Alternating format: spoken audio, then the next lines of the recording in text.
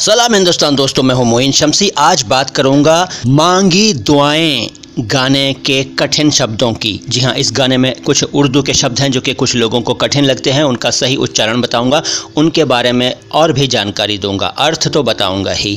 तो ये जो गाना है मांगी दुआएं, इसको राघव चैतन्य ने गाया है और लिखा है श्रद्धा पंडित ने। सलीम सुलेमान ने संगीत से सजाया है और पिक्चराइज किया गया है मिस्टर फैसू और रूही सिंह पर।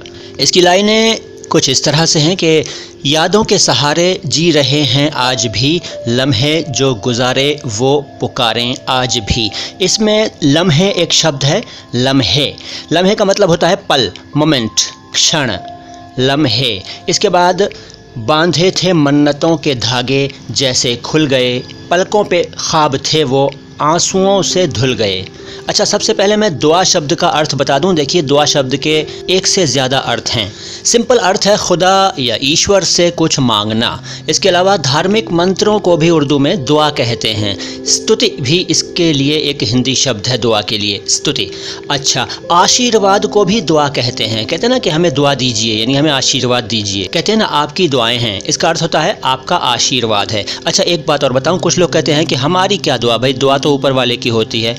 नहीं साहब, दुआ आपकी भी होती है। आप अपने से छोटों को दुआ देते हैं, दे सकते हैं, यानी आशीर्वाद दे सकते हैं। तो दुआ तो ऊपर वाले की होती है। कहते समय ये याद रखिएगा कि दुआ आपकी भी होती है, आपका भी आशीर्वाद होता है। इस गाने में दुआ का मतलब है खुदा या ईश्वर से कुछ मांगना। अच्छा, अब लाइन की बात, जो लाइन चल रही है, बांधे थे जो मन्नतों के धागे। तो साहब, मन्नत का क्या मतलब है? मन्नत का मतलब दरअसल है वादा, प्रॉमिस। असल में हम वादा ही कर रहे होते हैं जब हम मन्नत मांग रहे होते हैं, मान रहे होते हैं। जब हम किसी दरगाह पर, किसी मज़ार पर, ज़ियारत पर या किसी भी धार्मिक स्थल पर जाते हैं या नहीं भी जाते हैं और दिल में इरादा करते हैं कि मेरा ये काम हो गया तो मैं इस तरह से ये करूँगा, वो करूँगा, तो वो दरअसल हम एक वादा कर रहे होते हैं ईश्वर से, अल्लाह से, या उन बुज़ुर्ग से जिनके मज़ार पर, जिनकी दरगाह पर जाते हैं, या उस धार्मिक स्थल पर जो भी आपके आराध्य हैं उनसे आप मन में एक वादा कर रहे होते हैं, अ प्रॉमिस, मन्नत। अच्छा, ख्वाब मैंने अभी बोला और फिर बोल रहा हूँ ख्वाब, लेकिन लिखा तो ख्वाब है। जी हाँ, ख्वाब लिखा जाता है और ख्वाब बोला जाता है। ख्वाब या ख्वाब ना कहें, कोशिश करें तो ख साउंड निकलेगा आपके गले से, ख्वाब, और बोलने में ख्वाब, ख्वाब।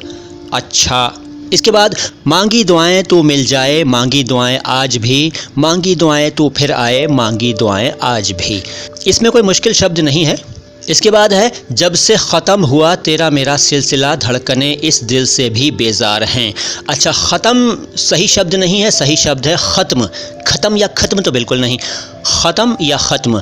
ख़त्म बोल देते हैं और शायरी में भी कभी कभी वज़न के हिसाब से इसको इस्तेमाल कर लिया जाता है, लेकिन शुद्ध शब्द है ख़त्म। और सिलसिला शब्द का क्या अर्थ है? सिलसिला शब्द का अर्थ है श्रृंखला। श्रृंखला, सीरीज़, वंश, गोत्र, कुल, क्रम, पंक्ति। लेकिन इस गाने में सिलसिला शब्द का अर्थ है जान पहचान, रिलेशन। तेरा मेरा सिलसिला जब से ख़त्म हुआ, ऐसी बात कही जा रही है, यानी कि तेरा मेरा रिलेशन, तेरी मेरी जान पहचान, कांटेक्ट, संपर्क जब से ख़त्म हुआ। तो ये हुई बात सिलसिला शब्द की। इसके बाद बेजार। बेजार शब्द का मतलब है तंग आ जाना, मुंह फेर लेना, नाराज़ हो जाना, नाखुश हो जाना। बेजार, बेजार नहीं, बेजार। फिर है जैसे लगी नज़र किसी की हम बिछड़ गए, ऐसे तड़पे हम कि जैसे मर गए, बस एक इल्तिजा कबूल कर मेरे खुदा, जो हम मिल गए तो फिर न हो पाएँ जुदा।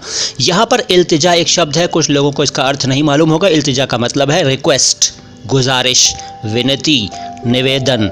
इल्तिजा, इल्तिजा नहीं है, जा के नीचे नुक्ता नहीं है, कुछ लोग लगा देते हैं, गलत करते हैं। यह है इल्तिजा। इसके बाद कबूल। कबूल है, कबूल या कबूल नहीं है। कबूल का के नीचे नुक्ता लगेगा, हिंदी में क की आवाज़ आएगी। कबूल यानी स्वीकार, एक्सेप्ट, यानी ए खुदा मेरी ये इल्तिजा, मेरी ये रिक्वेस्ट स्वीकार कर कि हम जब मिल गए हैं तो अब जुदा ना हो पाएँ। जुदा का मतलब आप जानते हैं वैसे, अलग होना, लेकिन किसी को अगर ना मालूम हो तो वो नोट कर ले। जुदा का मतलब है अलग, सेपरेट, पृथक, बिछड़ जाना।